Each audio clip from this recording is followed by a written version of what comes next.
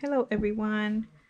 A while back I saw this video slash tag that was going around um, to share our books that we keep on our sacred spaces, and I thought that was a really interesting tag.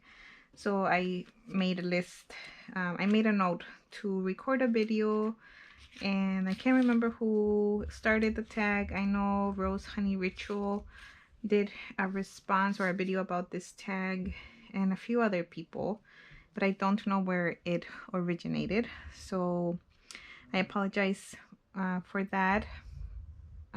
If you know who started it, maybe let me know in the comments.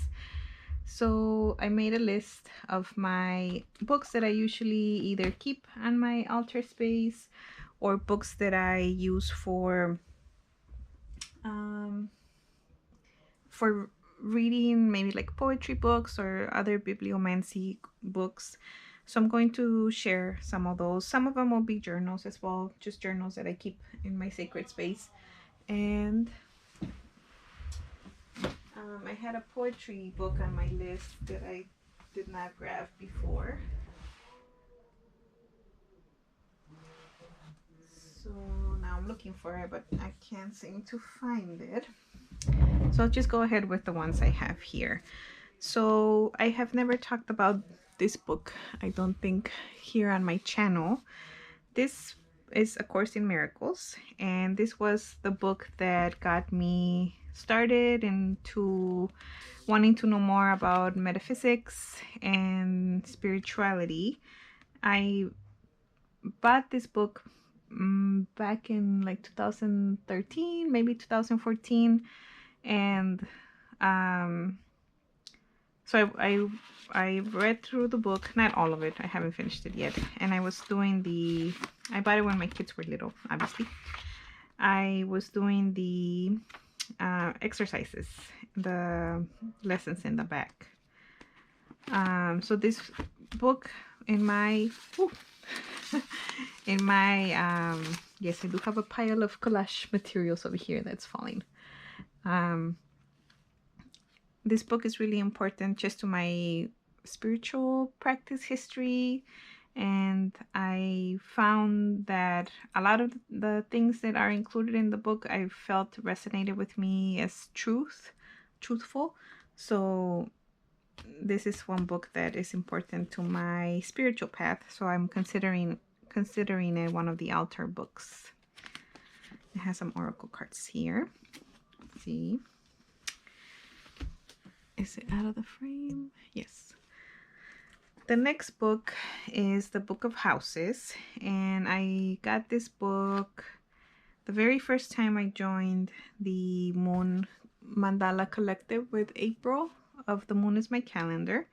It was part of when you signed up to do the Moon Mandala Collective for a year, you got this book. I think it was like 2 or 3 years or maybe 4 years ago, and I really love the idea of what this book is used for. So I have been using it every year since then. And I have made other videos where I talk about the Book of Houses, so I'll link those in the description box. Basically, you use your birth chart, and this book, the Book of Houses, applies like a harvest cycle to it. So it has different chapters for each of the houses, and it assigns different activities to them. In the back, it has information for you to find the date when you transition into each of the houses. So right now, yesterday actually, I transitioned into my third house, which is in Sagittarius, and that's the house of the student. So I have my little bookmark here with the things that the book recommends you do when you're transitioning or transiting through that house. This is a really important book.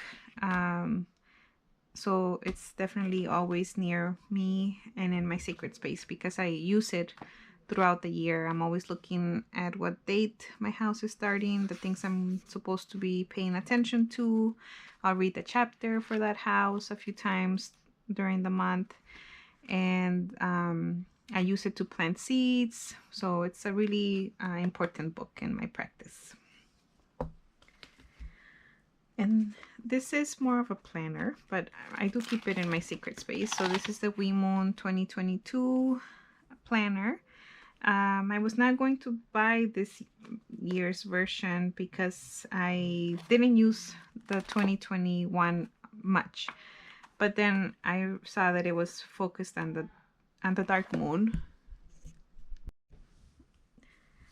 So as I was saying, I got it because it was the dark moon version, and my favorite moon phase is the dark moon. And this year I haven't been writing on it at all actually, but I have been reading the poems and admiring the artwork and reading the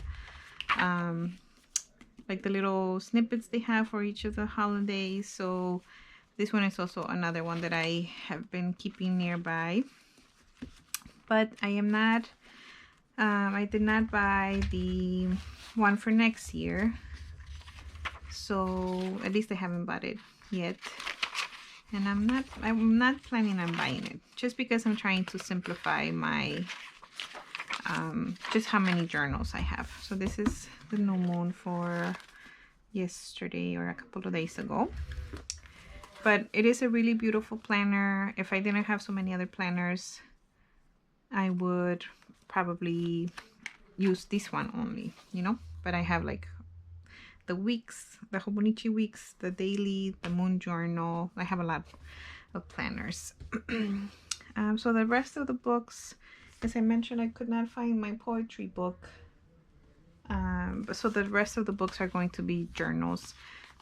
This one I've shown in a previous video. It's a new notebook that I purchased from the Dollar Tree, and I have been using it to record my cards from the Black Mysteries of the Black Madonna when I pull a card for myself each week.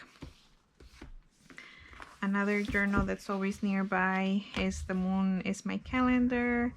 I'm excited to have the one for 2023, which my sister got for me as a birthday present. And I'm working on my mandala for this cycle. I started it. This was my mandala for last cycle. It was pretty simple and I didn't add any paint or collage. Once I finish with this mandala, I do want to add some paint and some more collage elements this cycle. But this is my reflect and release page. So once I finish with the journal, I do want to do a flip through so you can see the kinds of mandalas that you can create. They can be simple or they can be intricate collages like these, but they can also be very simple. So this is a journal that is really special and important to my practice of working with the moon, even though because this year was just different with having the baby and not having a lot of energy. There are some months or some chunks of cycles when I didn't get to like check in. Let's see if I find one. See, like sometimes I would miss like a few days. Looks like here we got COVID back in the beginning of February. There's like spaces where I didn't get to come to the book, but even those spaces, they give you information about what was happening. See, I think I wrote myself what was learned and not learned here, what transpired in this space. Not everything has to be chock full all the time. Anyway, so that's the moon is my calendar, the new moon calendar journal. And then the last book that I will show you is not really a book, it's a journal. And this one, I started it as my writing journal. So this is where I was going to brainstorm ideas for things I wanted to do or write. It has become kind of a mixture of like daily journal, like when I just need to reflect and let go of some things that are on my mind, and not only brainstorming and writing content that I will share with others. So I'm still trying to figure out how I want to journal in the coming months, because I finished my other journal.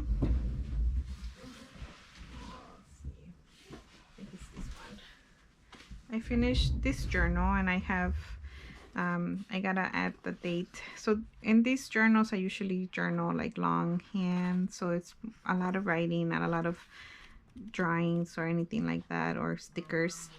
And I don't know if I want to do that, or just that. Maybe I want to add like a combination of some art journaling, some collage. So I'm still figuring out what journals I will be working with and how I will be working with them. But these are the books that I keep in my altar space. I will add some poetry books here and there, or other books that I can use for bibliomancy. I also will have the guidebooks for the oracle decks I'm working with, and those are I consider them books also. So for example, the Black Madonna Tarot has a big book that I am often referring to. The Spirit Keepers Tarot has like 3 books that I referred to. So I hope that you found the video interesting, and if you're interested in sharing what books you keep on your sacred space, I would love to know if you have done a video, or for you to do a video and let me know in the comments. Thank you.